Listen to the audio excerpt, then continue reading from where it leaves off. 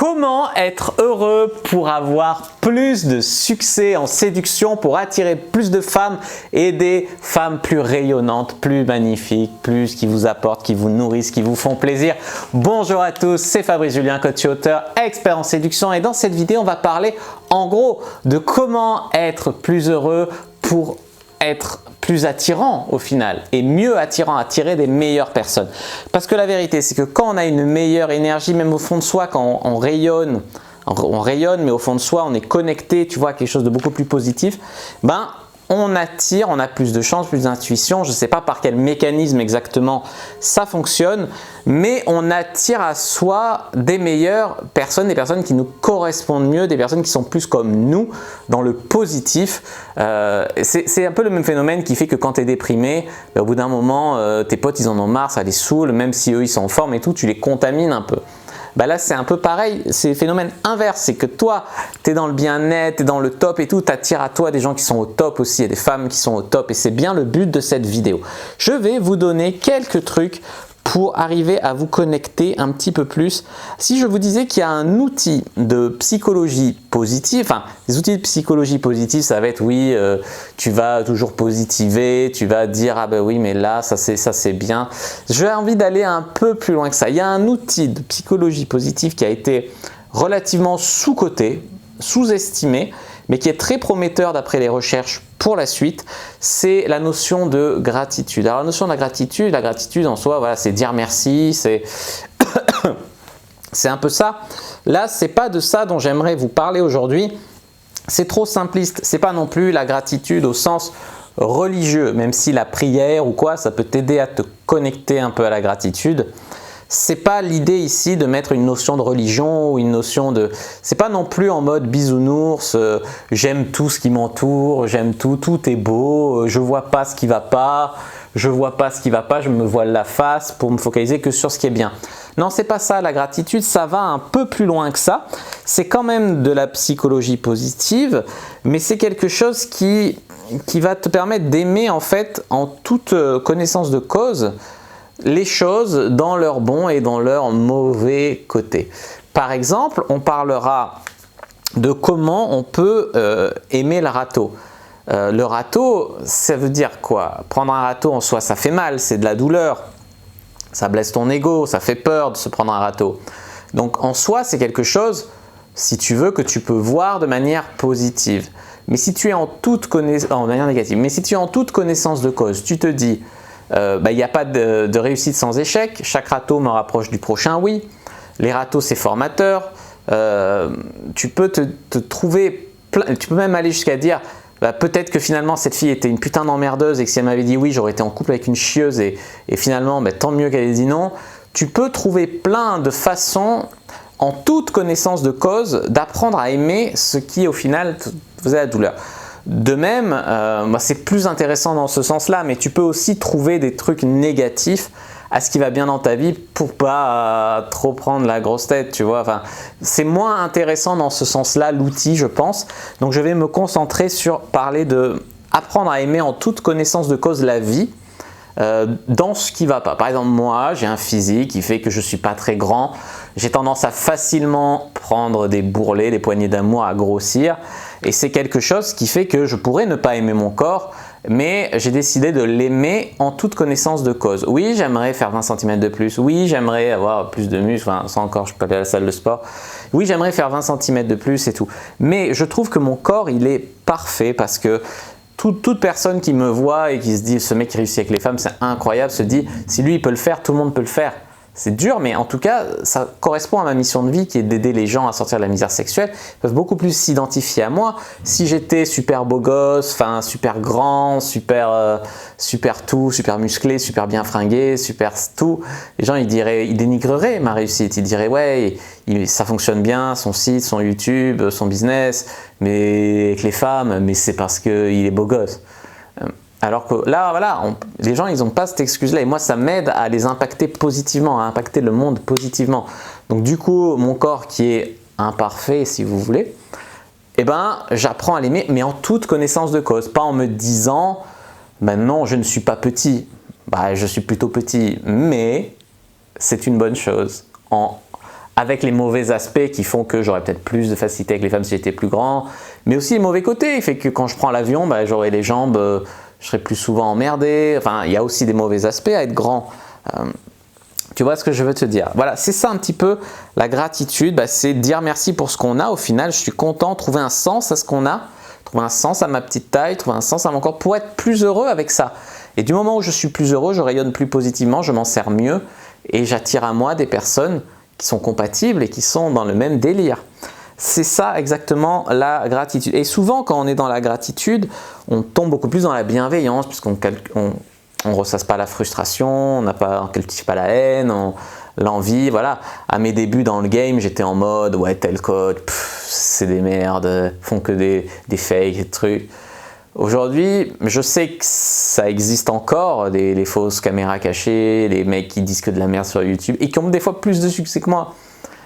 Parce qu'ils sont dans l'air du temps, ils disent des conneries qui collent avec les dictats de la politique actuelle. Mais voilà, au final, je sais que bah, voilà, il faut des gens comme ça pour que d'autres gens puissent apprécier aussi ce que je fais, tu vois. Enfin, puissent comparer, en tout cas, voir la différence. Et c'est cool. En tout cas, au début, voilà, j'alimentais un peu ça. Et puis depuis que je suis dans la bienveillance, que ça marche beaucoup mieux, bah, au final, ça va mieux. Et mon business marche mieux en plus, tu vois. Donc c'est incroyable, mais ça marche. La gratitude, c'est quelque chose qui va vous permettre d'être beaucoup plus au contact de votre intuition, de votre inspiration. Quand tu es mieux dans ta peau, tu es plus de l'énergie. Je sais pas si tu es déjà allé en soirée en étant dans une putain de bonne énergie. Tu le sens que ce soir ça va marcher et tout. Bam bam, les openers contextuels, t'en trouves tout le temps. Tu es dans une créativité incroyable. Bam bam bam. Et ça marche. Et comme tu es dans une bonne énergie, même des fois tu as des filles qui t'abordent. Peut-être que inconsciemment tu envoies des signaux d'ouverture, je sais pas, tu fais ce qu'il faut. Le corps il traite énormément d'informations inconsciemment, beaucoup plus que consciemment. Donc, quand on arrive à vibrer ce que j'appelle vibrer bien, on traite peut-être beaucoup plus d'infos. Peut-être que c'est l'intuition qui te dit aborde cette fille et là ça marche. Mais peut-être qu'inconsciemment, tu as vu qu'elle t'avait regardé une centième de seconde d'une certaine façon, tu as analysé ses micro-expressions de manière inconsciente et c'est ton cerveau, il a juste dit l'intuition d'aller vers elle. On ne sait pas exactement comment ça marche, mais la gratitude, ça te met beaucoup plus dans l'intuition, dans la réussite, dans la chance, qu'on peut appeler la chance des fois, même s'il faut la provoquer. C'est quelque chose qui te permet d'être beaucoup moins stressé, bah, comme tu arrives à relativiser le râteau par exemple, tu relativises le râteau, tu relativises le fait de te faire larguer par une meuf, le fait qu'une meuf ne réponde pas à tes SMS. Bon, tu relativises tout ça, tu vis moins dans le stress, tu as un meilleur sommeil, tu as plus de défense immunitaire quand tu arrives à vivre dans la gratitude. Ça, c'est des études scientifiques qui l'ont prouvé. Donc, c'est incroyable. Et comment on va pouvoir être dans la gratitude? Ben, je vous ai déjà donné pas mal d'outils, je vais vous en donner quelques autres. Déjà, réaliser la chance qu'on a, je pense que c'est important de se poser 2 secondes et de se dire ok, bah, peut-être que ce soir je baisse pas, mais putain, si j'étais à l'époque de Louis XIV, peut-être que je dormirais dans une grange avec des cochons. Ou alors, j'ai mieux que ça, Louis XIV lui-même, qu'est-ce qu'il aurait donné pour poster cette vidéo sur YouTube ou n'importe quelle vidéo sur YouTube? Qu'est-ce qu'il donnerait pour chier dans les mêmes toilettes que moi avec la chasse d'eau et tout? C'est incroyable, on est plus riche que Louis XIV presque, tu vois. C'est incroyable de se dire ça, on a des trucs que lui, il n'avait pas. Donc ça, c'est dingue de se dire ça. Aussi, j'ai rencontré aujourd'hui, comme je vous dis, j'attire des personnes qui vibrent un peu en cohérence sans doute. Une fille qui, je l'ai rencontrée en mode, vas-y, joie de vivre, déjà super polie, super à l'heure, mais super enthousiaste, super joie de vivre, envie de profiter, bonne énergie, quoi, bon truc, bon truc. Et je me dis, mais elle est vraiment cool cette fille. Et au final, en parlant avec elle, tu apprends son histoire et un jour elle me dit bah là je vais à l'hôpital et tout. Je lui dis putain j'espère que ça va. Elle me fait mais c'est le cancer mais t'inquiète pas il est en phase de rémission et tout. Et là je tombe des nues, je me dis cette fille là qui putain de joie de vivre, putain de trucs, elle a un cancer. Et c'est une putain de leçon de vie de se prendre une claque comme ça. Et elle me dit oui mais finalement c'est quelque chose j'ai quitté mon boulot qui m'emmerdait, je vis de ma passion maintenant, tu vois maintenant elle est photographe, je vis de ma passion, je fais beaucoup plus ci, ça et tu te dis putain mais enfin, vivre, donner un sens à ça et passer cette épreuve et être comme ça et ça la fait grandir et wow, quelle inspiration, enfin c'est incroyable, moi c'est incroyable là. Je suis bluffé tu vois.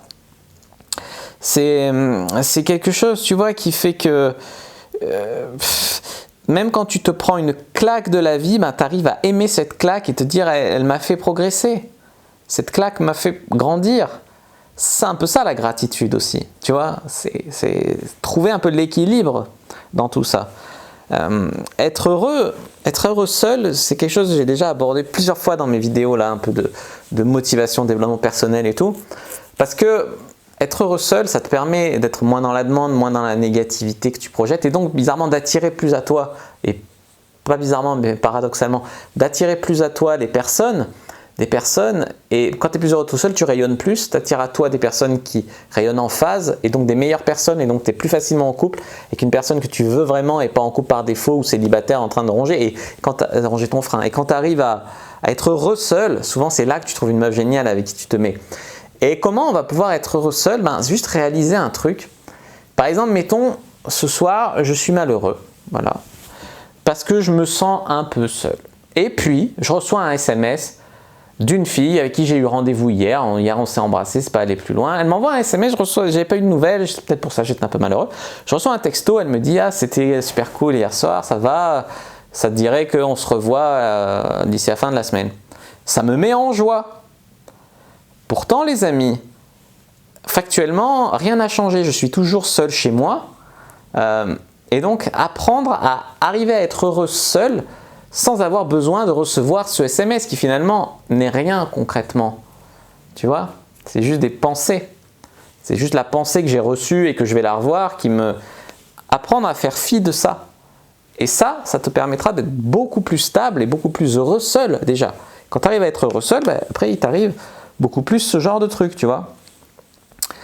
Il faut aussi, pour arriver, je pense, à être dans la gratitude, donc déjà apprendre à être heureux seul, mais aussi ne pas chercher une situation fantasmée. Par exemple, il y a des gens qui sont en mode ouais, je suis en couple, mais j'aurais aimé qu'elle fasse 1m75, qu'elle ait les yeux bleus, qu'elle soit blonde, qu'elle ait bac+5, qu'elle... voilà. Ils ont une meuf fantasmée, machin, ils seront jamais heureux avant d'avoir ça. Juste se dire, là je suis dans le fantasme, éviter de vivre dans le fantasme, et se dire je suis avec quelqu'un qui me correspond, avec qui on a les mêmes projets de vie, dans le même laps de temps. C'est incroyable, c'est déjà une chance, tu vois, c'est déjà cool. Plutôt que d'essayer d'attendre une situation parfaite qui sera fantasmée mais qui n'arrivera jamais. Apprends déjà à apprécier, tu vois, ça. Il y a aussi un truc que je voulais parler, c'est le fait d'être rempli. Pendant une période de mon pick-up artiste, je suis tombé un petit peu dans l'addiction sexuelle.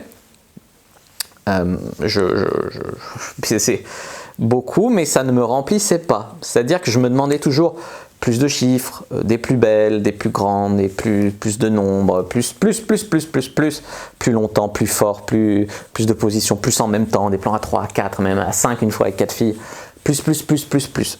Et ça, en fait, c'est pas quelque chose qui me nourrissait parce que ça devenait obsessionnel. C'est comme les gens qui se masturbent tout le temps, le sexe, la masturbation et plein d'autres trucs, ça peut devenir obsessionnel quand ça ne te remplit pas.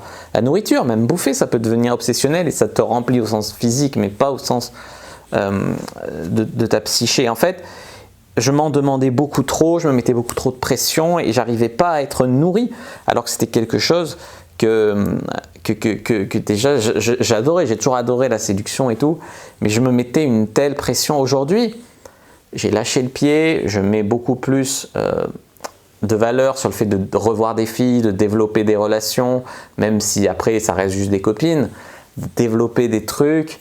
Et en fait, je me dis déjà, putain, mais mon enfant intérieur, il y a 15 ans, qui se disait, ah, si un jour je couche avec 100 femmes, ça serait génial, c'est impossible. Il y en a 350, il a cette belle fille dans son lit, qu'est-ce que c'est? Je suis au top. Laisse tomber le fait de te dire, il faut encore que j'en baisse 2 ce mois-ci pour être dans mes quotas. Voilà. Non, ça, apprécie ça. J'apprécie aussi de déshabiller une nouvelle fille, un nouveau corps, c'est génial, c'est incroyable comme sensation. Mais j'apprécie aussi de me dire, j'ai une belle fille dans mon lit, même si j'ai déjà couché 3 fois avec elle avant. Et ça, c'est beau. Enfin, je trouve que c'est beau d'arriver à se remplir. Maintenant, ça me remplit à la fois de revoir des filles, ça me remplit d'en coucher avec une autre, mais j'ai réussi à trouver la manière, ou peut-être plus la paix avec moi-même aussi, la paix intérieure, où vraiment ça me remplit. Ça me remplit des fois de travailler jusqu'à 1h du matin sur mon site, sur mes vidéos, faire mes montages, mon truc. C'est pas un travail qui me pèse. Alors comme tout le monde, des fois, j'ai pas envie de faire tel coaching, j'ai pas la foi, il fait pas beau, je me suis levé du pied gauche. Ça arrive dans l'équilibre, on peut pas être toujours hype. Mais je le vis bien et je me sens rempli par ce que je fais, par ma mission de vie. Et ça permet de garder vachement le cap, tu vois. Donc se sentir rempli. Une autre chose aussi qui peut aider, c'est la posture et la respiration. Beaucoup plus, moi j'ai plus un problème de posture, mais j'y travaille, je fais des exercices pour le dos.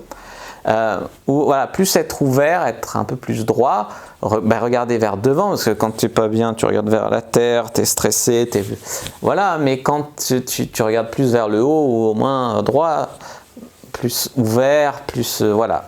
Et la respiration, c'est plus respirer avec le ventre, plus calme. Quand ça va pas et tout, je fais des respirations. Par exemple, la respiration carrée, j'aime bien. Par exemple, tu inspires 5 secondes, tu tiens 5 secondes, tu expires 5 secondes, tu tiens 5 secondes, et ainsi de suite.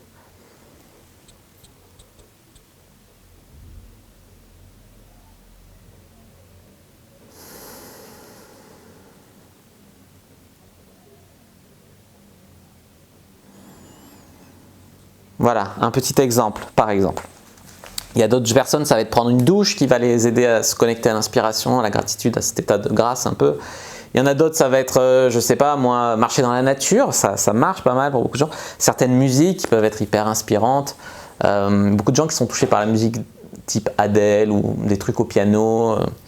Beaucoup de gens qui sont touchés par ce genre de trucs. N'hésitez pas à me dire dans les commentaires, vous, si vous sentez que ça vous connecte grave à la gratitude. Par contre, il y a des trucs qu'il faut éviter. L'impatience. L'impatience, ça peut être un moteur dans la vie. Par exemple, moi j'étais impatient d'avoir couché avec 100 femmes. Le jour où j'ai couché avec la 100e ou la 101e, rien n'a changé fondamentalement. C'était un moteur, mais je me mettais une telle pression pour y arriver qu'au final, c'était un moteur, mais un petit peu dans le mal-être. Donc, arriver à s'y tenir, mais c'est toujours plus facile de dire si j'avais su et tout, mais mieux avec une bonne énergie y arriver, tu vois. Je pense que j'y serais arrivé mieux et plus sereinement. La nostalgie, c'est un peu le contraire, c'est se dire « Ah, c'était toujours mieux avant, ah, cette texte que j'avais, j'aurais jamais dû la quitter, elle était parfaite. » On idéalise le passé, ça c'est un frein, tu vois. La comparaison avec d'autres. Ah oui, si j'avais été, j'en sais rien, si j'avais eu les yeux de Yann Sommerhalder, ça aurait été génial la vie, machin. Mais tu prends, si j'avais été Johnny Depp par exemple, ou enfin, je prends n'importe qui. Tu prends une partie de la personne, tu dis si j'avais eu son physique, si j'avais eu sa taille, si j'avais eu son métier, si j'avais eu son... Mais il ne faut pas se dire... les gens se comparent avec une partie d'une personne, déjà une partie fantasmée, parce que tu vois sa com, aux acteurs tu vois leur com, tu ne vois pas vraiment qui ils sont. Puis c'est juste la partie succès que tu vois, ou que tu veux. Mais peut-être qu'avec sa femme ça se passe mal, il battait sa femme, ou il était traumatisé par sa femme, j'en sais rien. Peut-être c'était un drogué, il y en a plein comme ça qui ont fini par faire faillite, qui a des problèmes psychologiques, qui étaient en putain de dépression dans leur vie en fait, malgré l'image qu'ils donnaient. On ne peut pas prendre juste une personne idéalisée et après se sentir mal parce qu'on n'est pas aussi bien.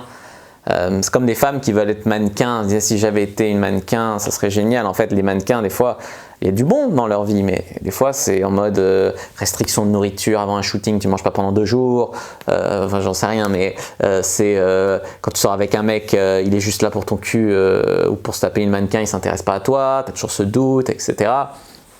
Tu vois, donc ça ne sert à rien de se comparer avec une autre personne, une partie d'une autre personne, tu vois.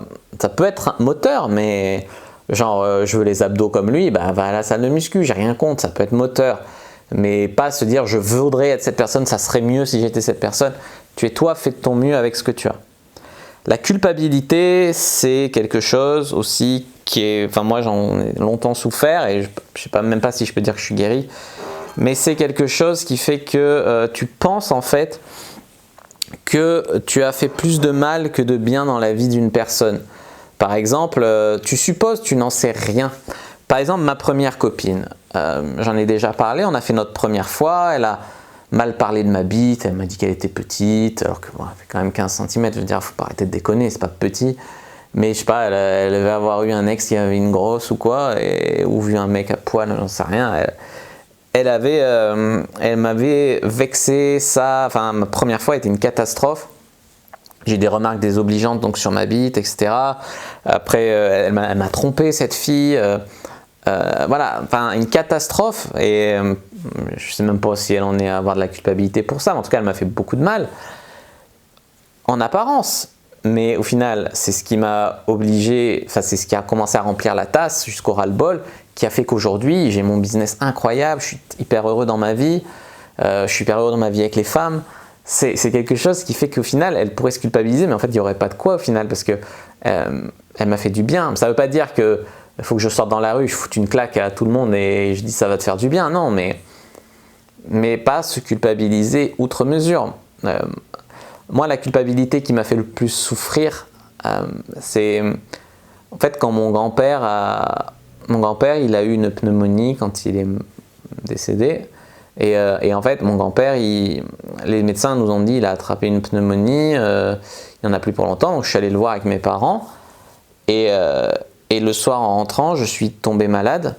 J'avais un peu de fièvre, j'étais pas bien et tout. Et le surlendemain, je crois, ils nous ont dit c'est le dernier jour, on pense qu'il passera pas la nuit, etc.